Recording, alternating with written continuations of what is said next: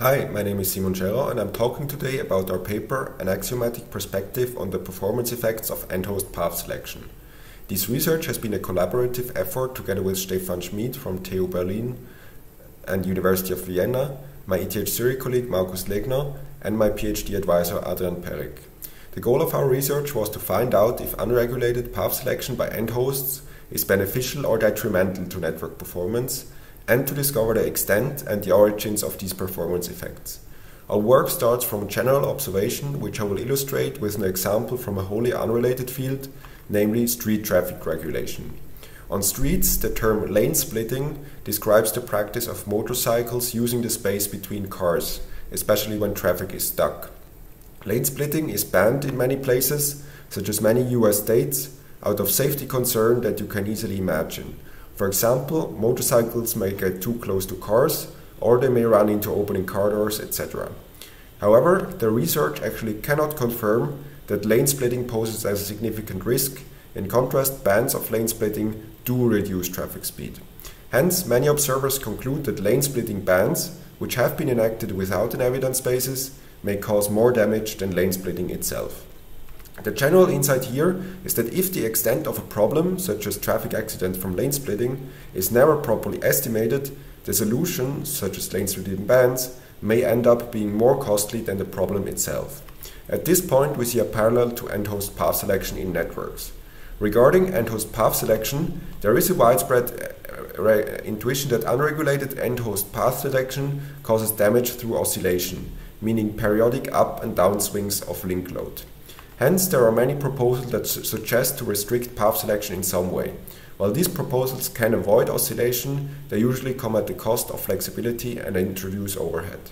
However, there is surprisingly little literature that investigates the problem of oscillatory path selection itself, namely how big it is and how it affects performance. This question is exactly the question that we address in our paper. How exactly and by how much does oscillatory path selection decrease network performance, if at all? To tackle this question, we employ the so-called axiomatic approach, which has been established by recent research by other authors. This axiomatic approach is attractive in congestion control research because researchers do not always want to investigate specific congestion control algorithms. Instead, we as researchers may want to derive general insights applicable to congestion control as a whole. For example, such a general insight could be a fundamental trade-off with respect to different desirable properties, such as efficiency, loss, and stability. These desirable properties then represent the axioms. We illustrate how the axiomatic approach achieves such general insight with a simple example. The axiomatic approach starts by representing protocol behavior in a relatively simple, single bottleneck discrete time model. For example, the TCP-Reno algorithm may be described by a recursive equation as shown here. If the link flow F is below bottleneck link capacity C and thus no loss occurs, the congestion window is increased by 1 per time step, otherwise the congestion window is cut in half. This recursive equation then determines a certain flow pattern over time, such as the familiar TCP sawtooth shown here. This protocol behavior is then assessed with respect to axiom metrics. For example, an axiom metric may be alpha efficiency, which is reached if from some moment t prime, the aggregate congestion window always uses at least a share alpha of the bottleneck link capacity. For the TCP sawtooth, we see that such an efficiency level alpha is given by 0.5, which corresponds to the efficiency level after a multiplicative decrease upon loss. Hence, the axiomatic approach would then conclude that TCP-Reno is 0.5 efficient. While this example shows an insight that seems quite simple and relates to a specific protocol, the axiomatic approach can yield insights that are more complex and more general, such as the trade-off shown here. To apply the axiomatic approach to end-host path selection, we extend the existing model of the axiomatic approach for joint congestion control and path selection, or multipath congestion control.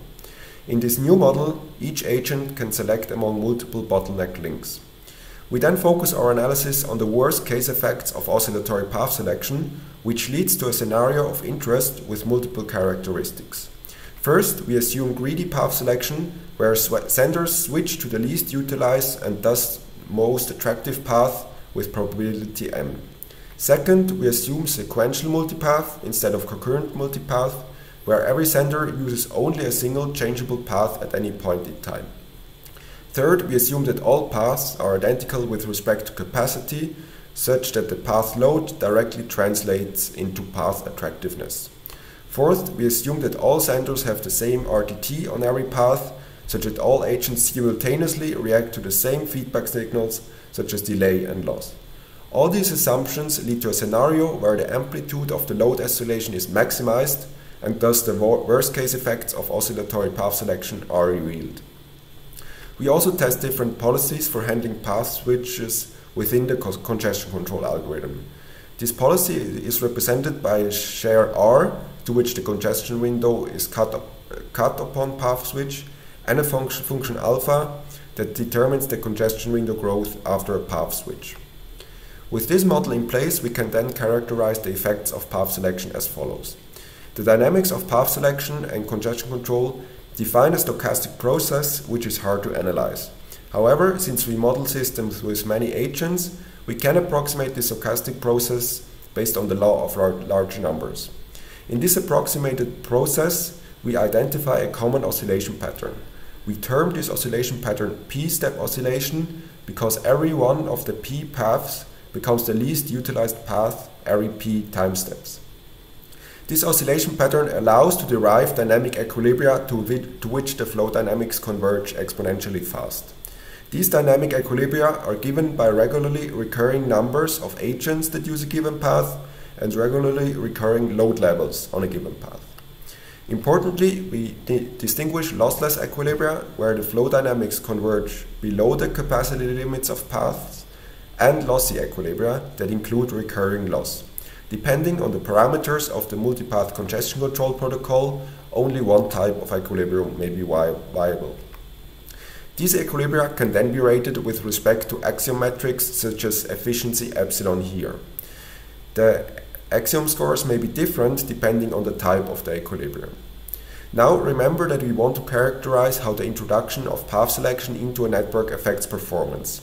To have a point of comparison, we again use the same axiom metrics to rate the same protocol as before, but this time without path selection. With these axiom scores for the single path and multipath scenarios, we can then make a comparison and find the impact of path selection with these kinds of plots, which I will explain shortly. These comparison plots allow to elicit insights regarding the benefits and drawbacks of end-host path selection. One such insight is, for example, that unsurprisingly, a high path migration rate harms efficiency.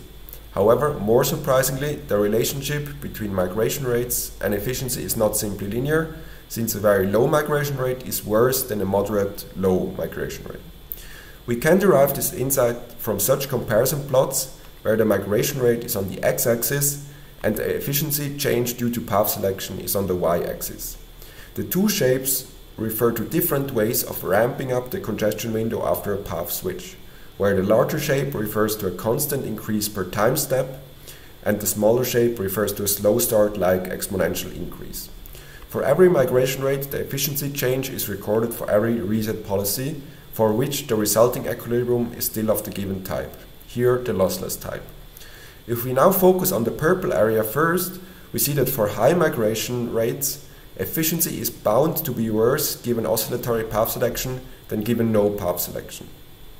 For modest migration rates, however, efficiency is better under path selection than in absence of path selection, even though the path selection would be unstable.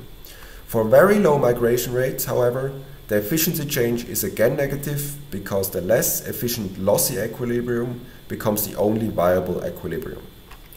Another insight is that contrary to efficiency, fairness is improved through high migration rates. To quantify fairness in our model, we use the variance of congestion window across senders as a metric. Clearly, if this variance is high, the fairness is low. For the scenario without path selection, we have to assume that fairness is perfect. This finding stems from the paper which established the axiomatic approach to congestion control and is mainly a result of the discrete time steps and the perfectly synchronized agents in the model. This assumption also allows us to find the worst case effects of path selection, which we are interested in. In our model with path selection, we model the congestion window evolution as a Markov process which we can show to converge upon a certain variance. With these 2 points of comparison, we can generate a similar plot as before, where on the x-axis we again have the migration rate, and on the y-axis we have the fairness change, or more precisely the unfairness change, because low delta eta corresponds to high fairness. While the relationship of migration rates and fairness is not linear either, we observe the highest fairness for the highest migration rates. This is intuitive because the variance of congestion window will be very low if senders constantly migrate and reset their congestion window. So, to summarize a couple of insights, for one, we find that the migration rate insight from before not only applies to efficiency, but also to loss and stability. In contrast, the relationship of migration rates and fairness is reversed, since high migration rates improve fairness. Another interesting insight is that path selection may worsen efficiency because the utilization plunge created by loss is compounded with out-migration from the loss-experiencing path. Finally, we also find a trade-off regarding the congestion window reset at path switch, where a hard reset improves stability but harms efficiency. And we also present additional insights in the paper. So, to recapitulate, our work tackled the question of how exactly and by how much oscillatory path selection decreases network performance. To answer this question, we employed an axiomatic approach from previous research, but extended it to a multipath scenario with path selection. In this multipath model, we can derive the resulting equilibria and characterize them according to axiom metrics. These axiom metrics then allow to compare network performance with and without path selection, and to find out if, when, and why path selection is beneficial or detrimental to network performance. The central insight from this comparative analysis is that, surprisingly, oscillation from path selection is not necessarily harmful. Instead, if migration rates are moderate and the oscillation thus has a low amplitude, oscillatory path selection is even preferable to no path selection at all. With that insight, I conclude my presentation and will happily answer questions now.